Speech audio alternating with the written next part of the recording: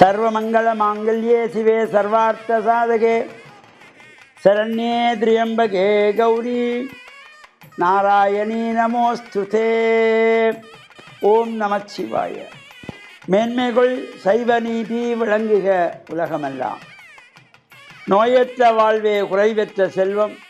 அந்த நோய் நொடிகள் இல்லாத வாழ்வு இந்த உலக மக்கள் எல்லோரும் வாழ வேண்டும் என்று கலியுகத்தின் காந்தமலை ஜோதியாகிய சபரிமலை சுவாமி ஐயப்பனுடைய திருவடிகளை சிறந்தாழ்த்தி டான் தமிழொலி ஓம் தொலைக்காட்சி நேயர்கள் அனைவருக்கும் சர்வதேச இந்து மத குருபீடம் அகில இலங்கை சபரிமலை ஸ்ரீ சாஸ்தாபுரத்தின் சார்பில் இனிய வணக்கங்களும் நல்லாசிகளும். இன்றும் மங்களகரமான குரோதி வருஷம் தை மாதம் 20ஆம் நாள் 2/2/2025 ஞாயிற்றுக்கிழமை. இன்று மலர்ந்திருக்கின்ற இன்றைய பொழுதும் நம் எல்லோருடைய வாழ்விலும் எல்லா விதமான சிறப்புகளும் வெற்றிகளும் கிடைக்க வேண்டும் என்று இறைவனை பிரார்த்தித்து இன்று பானு வாரம் என்று போற்றுகின்ற ஞாயிற்றுக்கிழமை.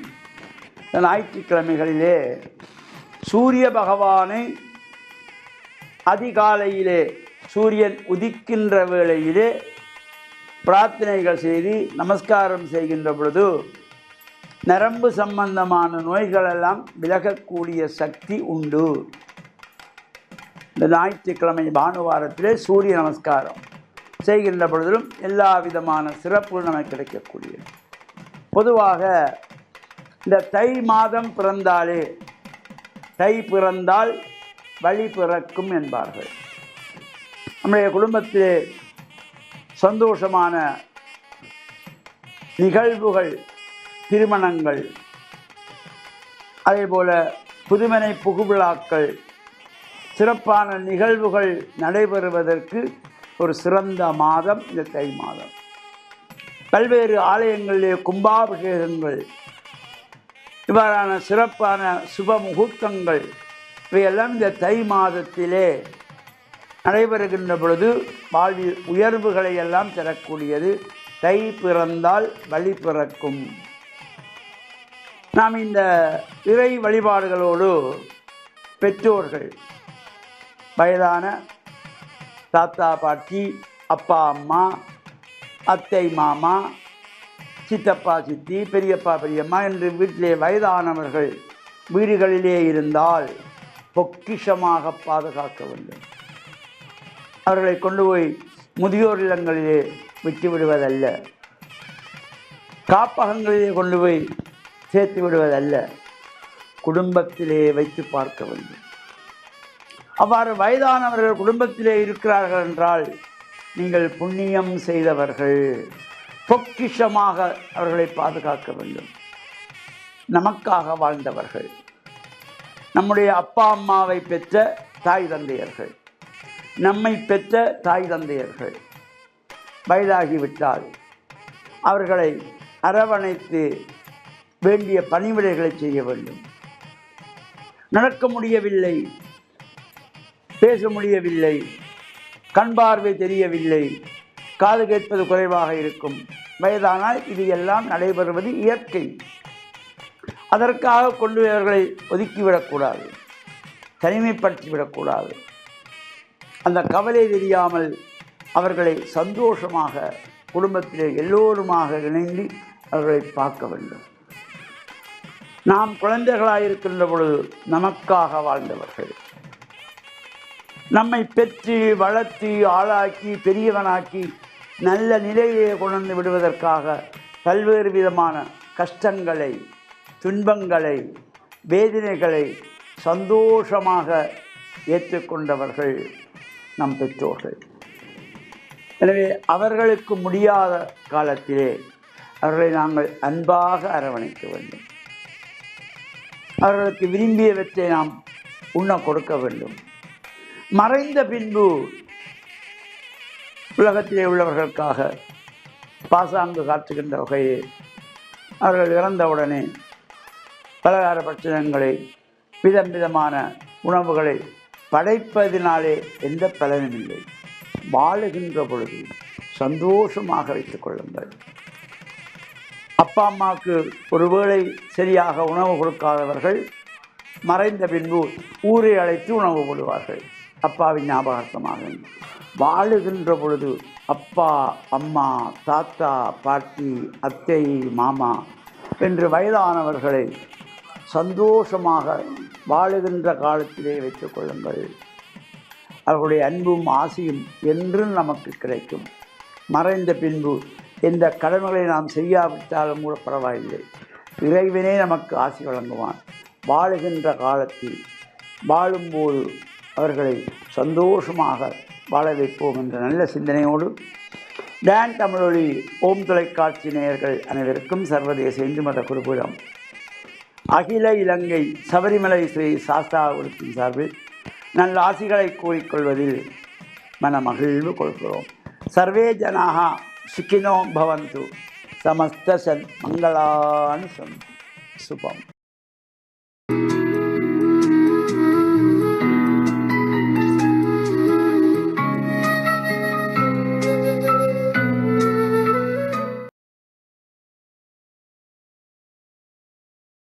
இறை இயேசுவில் என் அன்பு நெஞ்சங்களே, கிறிஸ்தவ நற்சிந்தனை வேளையில் உங்களை சந்திப்பதிலே எனக்கு மிக்க மகிழ்ச்சி. ஆண்டவர் இயேசுவின் அன்பும் அருளும் உங்கள் அனைவரோடும் இருப்பதாக. இன்று திரு அவை இயேசுவை காணிக்கையாக கோவிலில் ஒப்புக்கொடுத்த திருவிழாவை கொண்டாடுகின்றது. பல இடங்களிலே காணிக்கை மாதா என்று சொல்லி அன்னை மரியாவுக்கு விழா எடுக்கின்றார்கள். இந்த இயேசுவுடைய பெற்றோர்கள் யோசேப்பும் மரியாவும் மோசேயினுடைய சட்டப்படி கோவிலுக்கு இந்த குழந்தையை கொண்டு செல்லுகின்றார்கள். பிறக்கின்ற ஆண் குழந்தையை கடவுளுக்கு அர்ப்பணம் செய்ய வேண்டும் என்பது மோசேயினுடைய சட்டம். கோவிலுக்கு கொண்டு சென்று இந்த குழந்தையை அர்ப்பணம் செய்துவிட்டு அதற்கு ஈடாக மாடா புறாவை அல்லது புறா குஞ்சை அவர்கள் பலி செய்வார்கள். அதாவது கடவுளுக்கு இந்த குழந்தையை நாங்கள் ஒப்படைக்கின்றோம். ஏனென்றால் பார்வோன் இந்த மக்களுடைய சந்ததியை அழிக்க வேண்டும் என்பதற்காக பிறக்கின்ற ஆண் குழந்தைகளை எல்லாம் கொன்றான். அந்த நம்பிக்கையிலே இருந்து அவர்கள் இந்த சட்டப்படி மோசேயினுடைய சட்டத்தை அனுசரிக்கின்ற யூத மதத்தை சார்ந்த பெற்றோர்கள் தங்களுடைய குழந்தை இயேசுவை கொண்டே அர்ப்பணிக்கின்றார்கள். ஆனால் இயேசுவினுடைய இந்த அர்ப்பண நிகழ்வு அவருடைய வாழ்வினுடைய பணியினுடைய பின்புலத்திலே மிகவும் முக்கியமான ஒரு நிகழ்வாக, அவருடைய அந்த குழந்தை பருவத்திலே இடம்பெற்ற நிகழ்வாக கருதப்படுகின்றது. அந்த ஆலயத்திலே சிமியோன் என்று சொல்லப்படுகின்ற ஒரு இறைவாக்கினர், முதிர்ந்த வயதுடையவர், அவர் வந்து இந்த குழந்தையை கையிலே ஏந்தி அவர் புகழ் பாடுகின்றார். இது மக்களுடைய மீட்புக்காக பிறந்த குழந்தை என்று சொல்லுகின்றார். ஒரு மீட்பரை அவருடைய ஞான கண்ணினாலே பார்த்து அவர் இறைவாக்குரைக்கக்கூடிய தகமை படைத்தவராக விளங்குகின்றார். இப்படி இந்த உலகத்திலே பிறக்கின்ற குழந்தைகள் ஒவ்வொன்றும், ஒருபுறம் குழந்தைகள் பிள்ளைகள் வேண்டாம் என்று அவர்களை அந்த தாயினுடைய வயிற்றிலேயே கொன்று விடுகின்றார்கள்.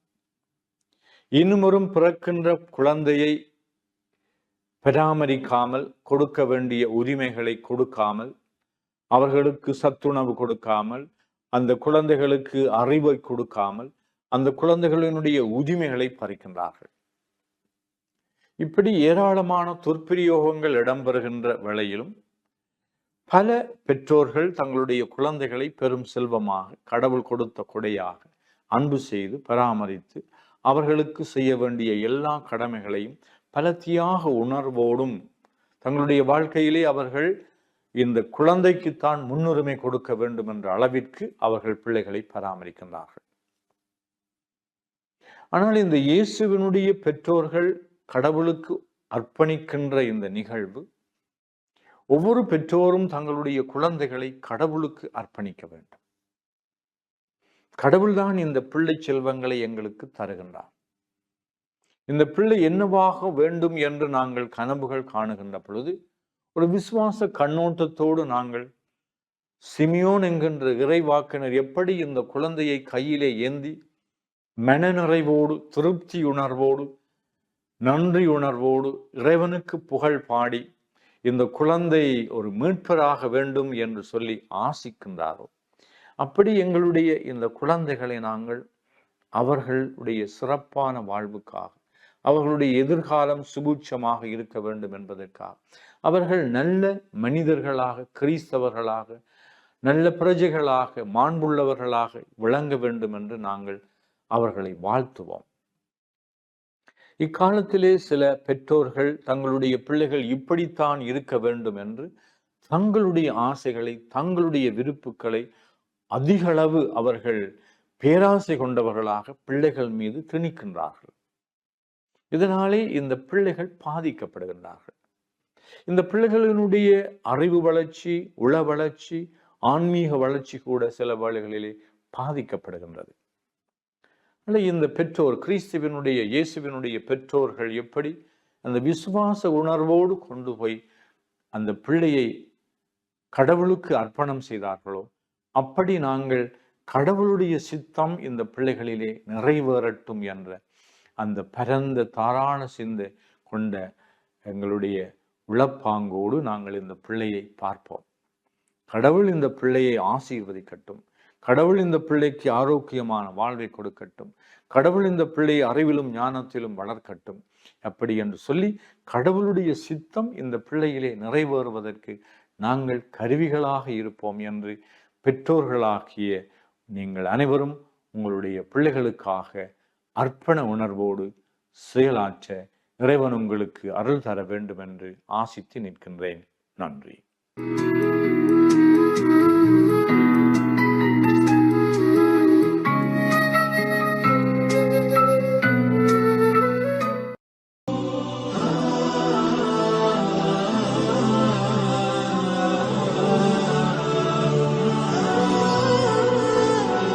பிஸ்மில்லாஹிர் ரஹ்மானிர் ரஹீம்.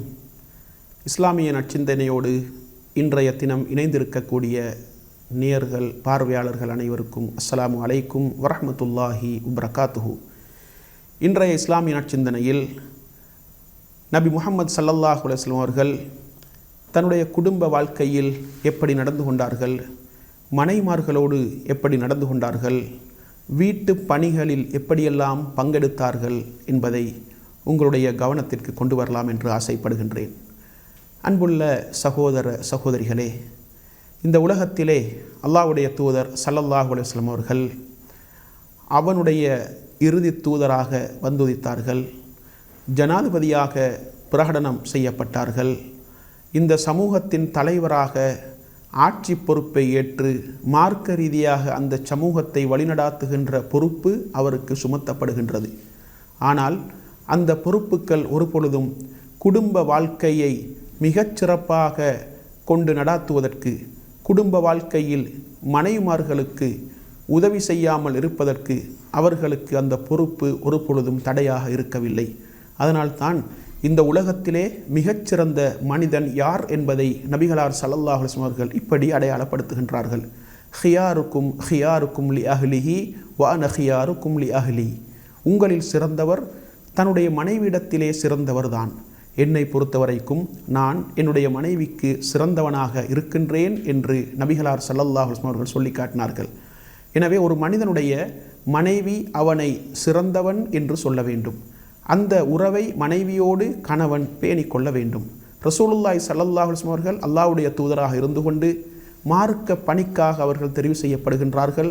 அல்லாஹ்வுடைய வஹியை, அல்லாஹ்வுடைய தெய்வீக கோட்பாடுகளை மனித சமூகத்திற்கு கற்றுக் கொடுக்கின்ற பொறுப்பு அவருக்கு சுமத்தப்பட்டாலும் கூட மனைவி மக்களோடு மிக அன்பாக நடந்து கொண்டார்கள் என்பதை நாங்கள் பார்க்கலாம்.